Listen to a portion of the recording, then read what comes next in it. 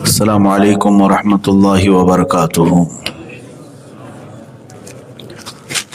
الحمد للہ وکفا وسلام علی حبیبہ المصطفى اما بعد فاعوذ باللہ من الشیطان الرجیم بسم اللہ الرحمن الرحیم ان اللہ وملائکتہ یصلون علی النبی یا ایہا الذین آمنوا صلوا علیہ وسلموا تسلیما اللہم صل علی سیدنا مولانا محمد معدن الجود والکرم وآلہ واصحابہ الکرام وابنہ الکریم وبارک وسلم صلاۃ دائمۃ سرمدا ابدا۔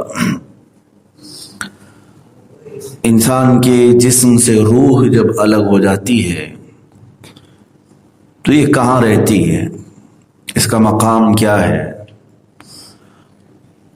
اور اس روح کے متعلق ہمارا اسلامی عقیدہ کیا ہونا چاہیے۔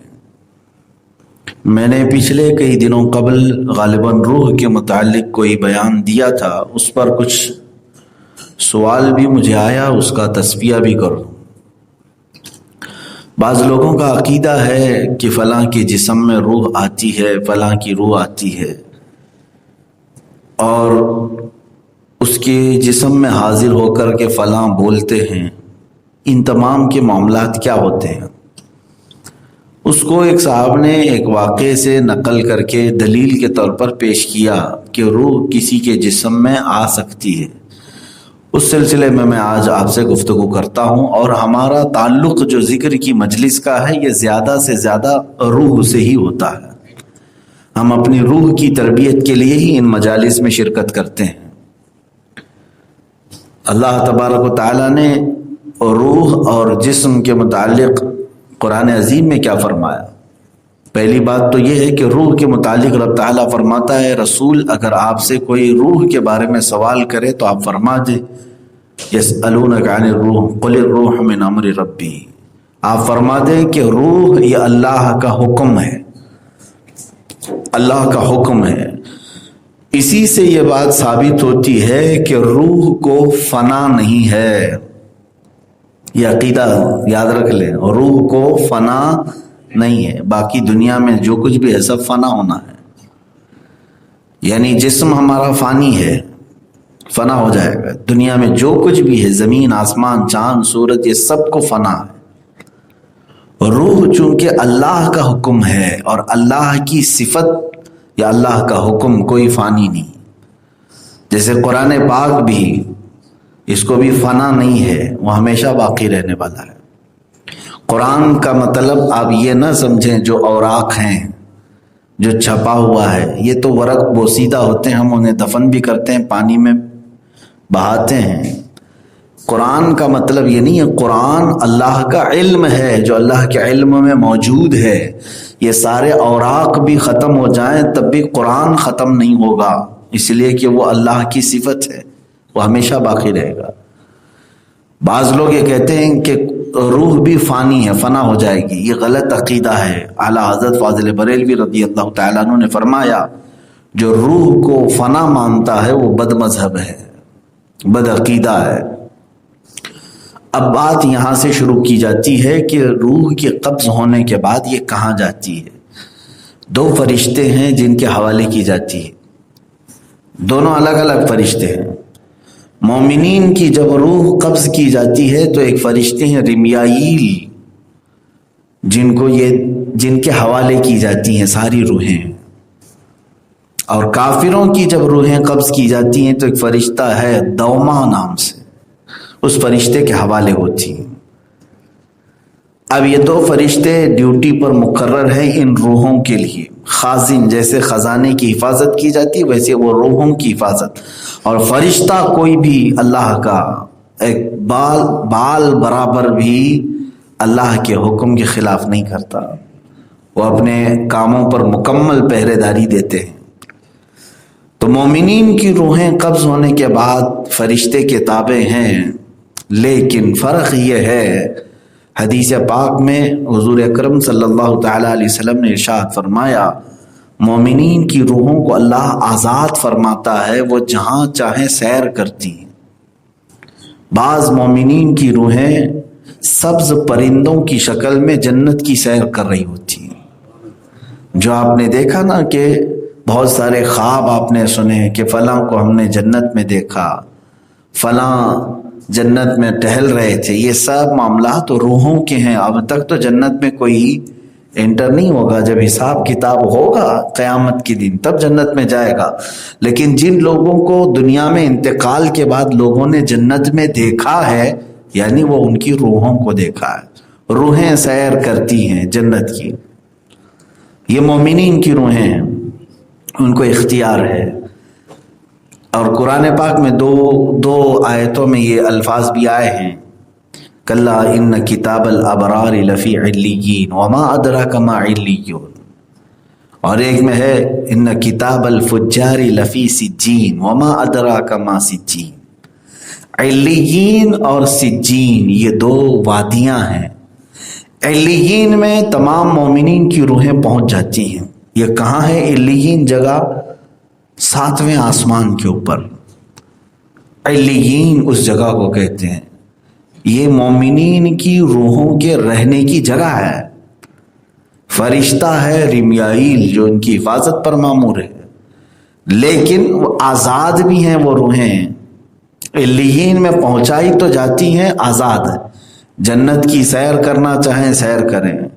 اور ایک حدیث میں ملتا ہے کہ چاہے زمزم کے کنویں کے پاس ہزاروں مومنین کی روحیں ہوتی ہیں، وہ وہاں پر ہوتی ہیں، کچھ خانہ کعبہ کے پاس، کچھ رسول اقدس صلی اللہ تعالیٰ علیہ وسلم کے روضے کے پاس۔ یہ مومنین کی روحیں ہیں۔ اور کافروں کی جو روحیں ہیں وہ سجین میں ہوتی ہیں۔ سجین کہاں ہے؟ 7ویں زمین کے نیچے شیطانی لشکر کی جو جگہ ہے، شیطانی جو لشکر ہے وہ ہے شیطان کی ذریت، بہت بڑی ایک وادی ہے علیین، وہ شیطانی لشکر پورا وہاں پر موجود ہے۔ کافروں کی روحیں وہاں پہنچائی جاتی ہیں، لیکن وہ قید ہوتی ہیں، انہیں آزاد نہیں رکھا جاتا۔ دوما نام سے جو فرشتہ ان کی حفاظت پر مامور ہے، ان میں سے کوئی روح کو وہ آزادی نہیں دیتا۔ اب یہاں سے پتہ چلا کہ جو یہ خیال ہے کافروں کی روحیں بھٹکتی ہیں، یہ غلط ہے۔ وہ تو مرنے کے بعد اور زیادہ قید میں جاتی ہیں، وہاں سے آنے کا سوال ہی نہیں ہوتا۔ کافروں کی روحیں قید میں ہیں، مومنین کی روحیں آزاد ہیں۔ آزاد ہے اس کا مطلب یہ بھی نہیں کہ جس پہ چاہیں سوار ہو جاتی ہیں۔ تناسخ ارواح کا عقیدہ کفر ہے، کفر۔ تناسخ ارواح کسے کہتے ہیں؟ جیسے فلاں کی روح فلاں کے جسم میں آ گئی، یہ عقیدہ رکھنا کفر ہے، اسلام سے نکل جائے گا بندہ۔ لیکن بہت سارے لوگ جہالت کی وجہ سے ان تمام معاملات کو سچ مان لیتے ہیں، اور کچھ علاقوں میں ایسا ہوتا بھی ہے۔ پریکٹیکلی طور پر لوگ کہتے ہیں کہ آپ بتائیے ان کے جسم پر کون آیا ہوا ہے۔ مثال کے طور پر آپ کے محلے سے کسی کا انتقال ہوا، یہاں پر کسی کا انتقال ہوا، اب آپ کے گھر میں مثال کے طور پر آپ کسی کی دادی تھی، دادی کا انتقال ہوا، انتقال کے بعد کہاں ہے آپ، کہاں رہ رہے ہیں؟ پاک سائٹ وکرولی میں رہ رہے ہیں، اور پھر ممبئی میں، ممبئی سینٹرل میں جائیں، وہاں کسی ایک عورت کے جسم پر وہ یہاں کی دادی آئی ہوئی ہے۔ وہ کیسے پتہ چلا؟ وہاں کے گھر والوں کے پاس ایک خاتون ہے جو بڑبڑا رہی ہے اور کہتی ہے میں پاک سائٹ میں رہتی تھی، فلاں مجھے فلاں نے مارا ہے، فلاں نے وہ کیا ہے، میری 4 بہنیں ہیں، میرے 2 بھائی ہیں، وہ سب پورے یہاں کے خاندان کی ڈیٹیل بتا بھی رہی ہے۔ تو وہاں کے لوگ پتہ کرتے ہوئے یہاں آ گئے، پوچھا کہ یہاں کوئی ایسی خاتون تھی؟ تو لوگوں نے کہا ہاں تھی۔ کہاں ہے؟ کہا انتقال ہوا۔ ارے انتقال ہوا؟ وہ تو ہمارے گھر میں ہماری فلاں خالہ کے جسم پر آتی ہے اور تمہارے گھر کے سارے قصے بیان کرتی ہے۔ اب ان لوگوں کو یقین ہو گیا کہ دادی جو ہے فلاں خالہ کے اوپر آتی ہے۔ کیسے یقین ہوا؟ آپ بھی اس جگہ پر کھڑے رہیں گے تو یقین ہی کریں گے کہ وہ ممبئی میں رہنے والی ایک عورت وکرولی کی کسی گھر کے بارے میں کیسے جان رہی ہے۔ اس کے 4 بہنیں ہیں، 2 بھائی ہیں، گھر کے معاملات وہ وہاں رہنے والی خاتون کیسے جان رہی ہے؟ ضرور ان کی دادی ہمارے گھر کے خالہ کے جسم پر آئی ہے، وہی بتا رہی ہے۔ میرے عزیزو، نہ خالہ کے جسم پر دادی آتی، نہ دادی کے جسم پر خالہ آتی ہے، یہ کوئی تعلق نہیں۔ ابلیس، شیطان مردود کسی کے جسم پر سوار ہوتا ہے اور وہ ادھر کے حالات لے جا کر اس کی زبان پر بولتا ہے تاکہ گھر والوں کو یہ لگے کہ فلاں کی روح آ گئی، اور روح کے آنے کا یقین رکھ لیتا ہے آدمی تو کافر ہو جاتا ہے۔ شیطان کا صرف یہی مقصد ہوتا ہے، شیطان چاہتا ہے کہ اس کا ایمان چلا جائے، یہ مان لے کہ اس پر آئی ہوئی روح ہے۔ یہ تو خیر میں نے دادی اور خالہ کی مثال دی تھی، دادی اور خالہ کی مثال دے دی، خیر ہے، لیکن مسلمانوں میں یہ عقیدہ گھر کر گیا ہے کہ کسی کے جسم پر غوث پاک آتے ہیں، کسی کے جسم پر غریب نواز آتے ہیں، کسی کے ہاں سواری آتی ہے فلاں پیر صاحب کی۔ یہ سواریاں کیا ہیں؟ روحوں کا اس طرح کسی کے جسم پر سوار ہونے کا عقیدہ رکھنا کفر ہے میرے عزیزو، یہ نہیں آ سکتی، اسلامی عقیدے کے برخلاف ہے۔ مومنین کی روحوں کا میں نے مقام بتا دیا، وہ کہاں ہے؟ اعلیٰ علیین میں ہے، اللہ ہمیں بھی علیین میں پہنچا ہے۔ اور کافروں کی روحیں سجین میں ہیں۔ یہ دونوں لفظ قرآن پاک میں سورہ مطففین میں آئے ہیں 30ویں پارے میں۔ یہ سجین اور علیین 2 مقامات ہیں جہاں پر کافروں کی روحیں اور مومنین کی روحیں پہنچتی ہیں۔ مومنین کی روحیں آزاد تو ہیں لیکن کسی کے جسم پر سوار نہیں ہوتی، اور کافروں کی روحیں مرنے کے بعد اور زیادہ قید ہو جاتی۔ اب یہاں سے ایک سوال ہوتا ہے، اب مومنین کی روحیں علیین میں ہیں 7ویں آسمان کے اوپر، تو پھر ہم قبر پر جب جاتے ہیں سلام کرتے ہیں قبر والے کو، آپ جب روح ہے ہی نہیں وہاں پر تو ہم اس جسم کو جو سڑ چکا ہوگا، ختم ہو چکا ہوگا، ہم کیا سلام کریں اس کو؟ یہ بھی سوال آ سکتا ہے جب روح وہاں ہے ہی نہیں۔ میرے عزیزو، ایسا نہیں ہے، بلکہ وہ جہاں بھی رہے دنیا میں اس کے جسم سے اس کا تعلق ضرور رہے گا۔ اور اس زمانے میں ڈیجیٹل لائف میں یہ سمجھانے کی ضرورت نہیں ہے کہ روح کا جسم سے تعلق کیسے ہو سکتا ہے۔ ظاہر سی بات ہے، ایک ہلکے سے چپ میں، ایک ہلکے سے سم کارڈ میں سیٹلائٹ کا تعلق آ سکتا ہے۔ کہیں پر بھی آپ موبائل لے کر کے جاتے ہیں، یہ تو نہیں کہ پورا سیٹلائٹ لے کے گھومتے رہتے ہیں۔ تو روح ہماری علیین میں ہی کیوں نہ ہو، جسم قبر کے جس بھی کونے میں ہو، اس جسم سے اس روح کا تعلق ضرور رہے گا۔